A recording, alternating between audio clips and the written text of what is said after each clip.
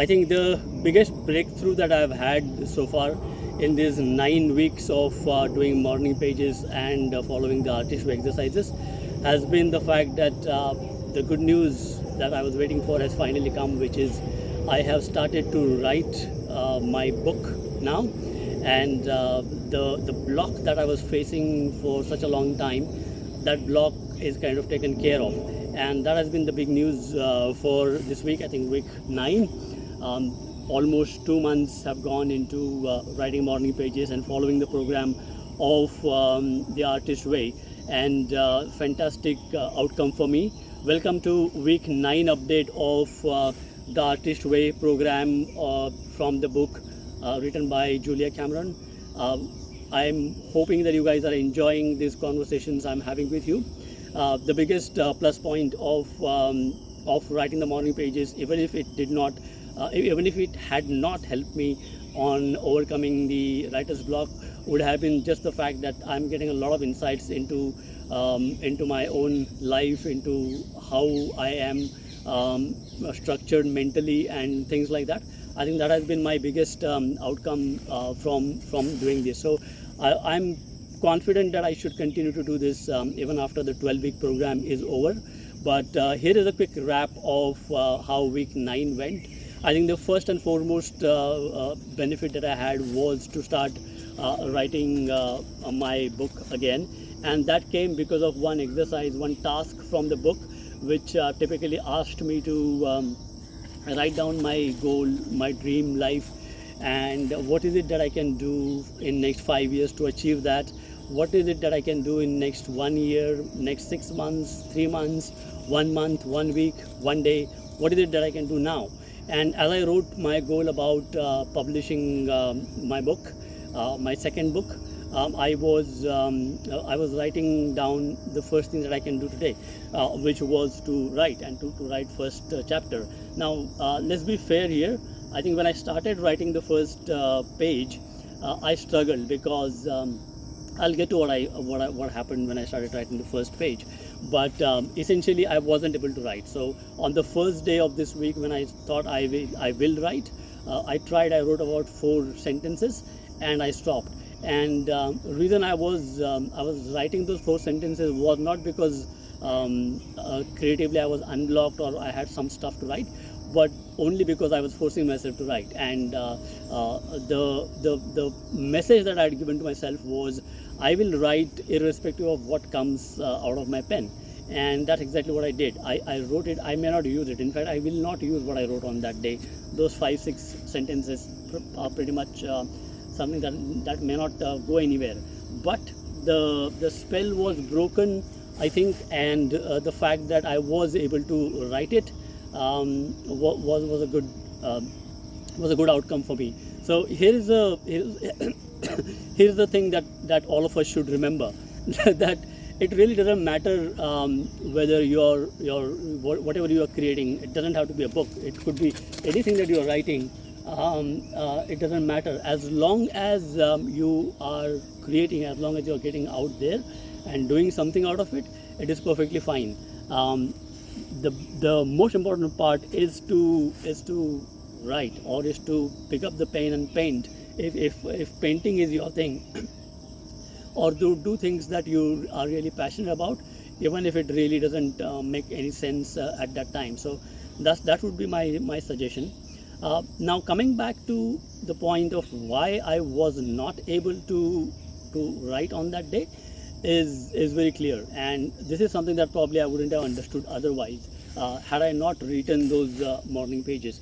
And that something is the simple fact that whenever I'm writing with the intention of publishing, I'm always driven by the fact that it should be readable, people should enjoy it, and I think a big chunk of my ego would go with it, to say people will associate this writing with my name and it has to be good.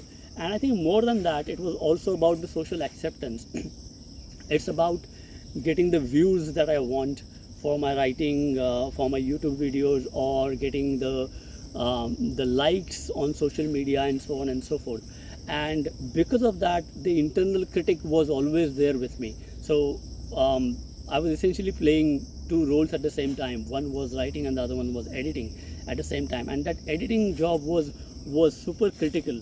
And because of the critical nature of that job, I just wasn't able to do justice to the writing part. So essentially, I would end up writing things that I would think people would want to read, and that is not how it is meant to be. You're always supposed to write because you want to write. It's about the things that you are passionate about, and go on and create those things. So once that internal critic was quietened through morning pages, I was able to get some of my best writing. And I haven't read all those pages yet, but I'm pretty sure once I start writing those pages, a lot of stuff that will come out of those pages will be relevant, can be utilized as part of the book that I'm working on. And that is the distinction of those two types of writings. I wouldn't have known had I not started writing the morning pages. So I think that part was super critical, to know that you only play one role at a time. The self-critic role typically goes out of the window when you're creating something, and that's the space has to be safe, and there should not be any fear when you're creating. I think that part became crystal clear. So on day 2 of starting my work, I was keeping that point in mind, and the flow was natural. The other reason why I wasn't able to create on that day 1 was because I sat down with the intention of creating, and creativity will not flow like that. It will not flow when you want it. So you just got to be attentive. You have to have your tools ready. So in my case, pen and paper ready, and be listening to the messages that you're getting. And to be able to do that, you should always be ready with pen and paper. I know it sounds pretty mundane, but a lot of times we are just not ready, and we feel that, okay, this has come to me, there will be a time when I will be able to remember this, so I will sit down and write. Unfortunately, that doesn't happen. In fact, what I did this time was 3 concepts that came to me. I thought I will write it down. I did, and I said I will not expand on it right now. I'll probably, when I've got more time on hand. I was busy in the middle of meetings. When I get that time, I will sit down and write. That did not happen because I jotted down the concept that came into my mind, but later on, next day when I was hoping to expand on them, half of that concept was gone.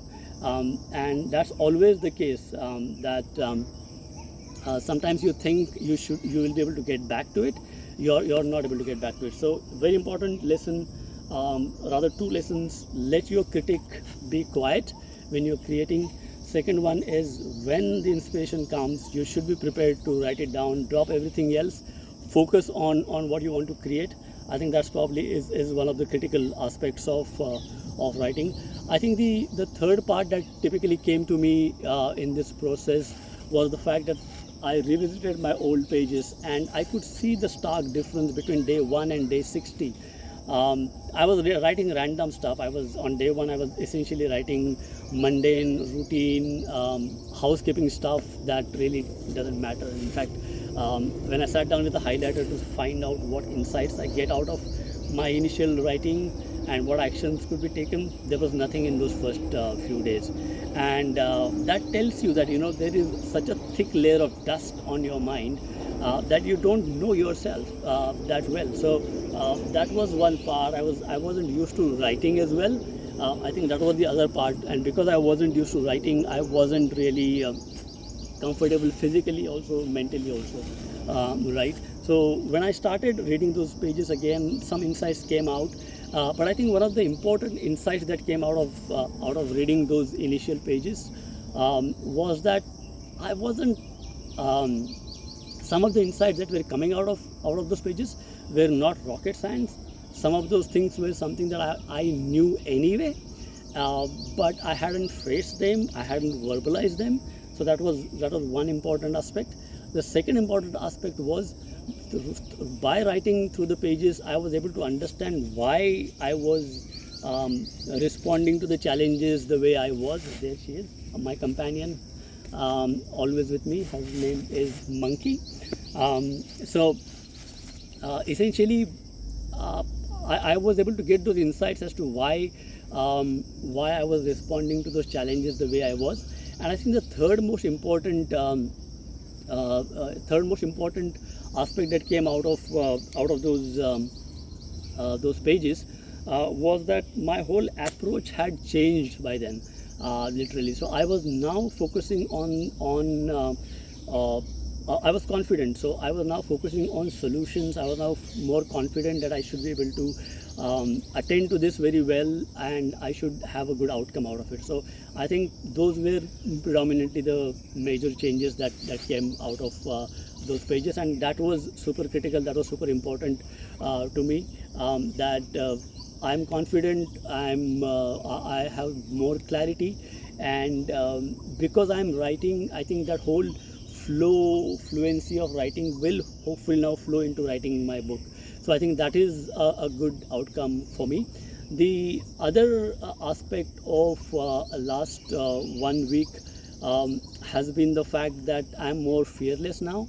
I know it's not where I want to be yet, and I'm probably gotten rid of maybe only 5-10% of my fear, but I'm getting there. And I think as a creator you have to have a degree of being shameless, a degree of being single-minded, and you could probably see both those things depending on whether you are successful or failure. So that shamelessness could be other side of the same coin of being single-mindedness. You got to sometimes ignore your internal critic, ignore some of the external criticism you get, some of the rejections you get, some of the trolling you get on social media. You should be able to kind of ignore a lot of that. I'm probably only about 5 to 10% there, not yet. I think putting these videos also out there is one of those aspects of getting over that fear, getting over that internal critic as well. So I think that has been another positive outcome out of this. And the third outcome from these 9 weeks has been the fact that there's more self-love now during this 8 to 9 weeks. I was more I wouldn't say aimless, but I knew what I wanted, but I just didn't know how to get there. I think that was probably the challenge. And the way I think I've been able to kind of attend to that is through the fact that now I've written my goals down. So and I know it typically sounds a traditional advice that you will get from most of the books, but the major difference, and this is what puts this book apart from a lot of other books, major difference is that this goal setting has not come from a place of fear, but from a place of self-love. And it is difficult to explain that unless you experience that yourself. So a lot of my focus has been on self-love, about having fun, not feeling guilty probably for not being consistent where I'm not able to be consistent, not threatening myself, but effectively pushing myself with a lot of internal encouragement. I think that has been a fantastic outcome from these pages. And the final part that I would probably want to call out on this video is that I was listening to Elizabeth Gilbert's video, one of her TEDx talks, videos, and she talks about how she also faced the same fear, and she basically thought she should quit writing. And this wasn't during her initial phases of struggle. This was after she had become super successful, where she had a huge reception for her book, Eat, Pray, Love. It went on to become a blockbuster movie as well. And that's when she started getting this self-doubt. She was like, no matter what I write after this, it may not be as successful as the first one. And what do I do? Should I just give up writing, and I should probably look for some other vocation? And interestingly enough, the answer to that question came from her own self 20 years back when she was a struggling writer. She used to send out submissions for 6 years without success. And the way she kept herself going back then was the same message she gave herself now. And interestingly enough, the message that worked for her as a struggling writer also worked for her as a successful writer. And here is that message, that this fear of rejection, the fear of failure, is a fear of my ego. And is my writing bigger than my ego, or is my ego bigger than my writing?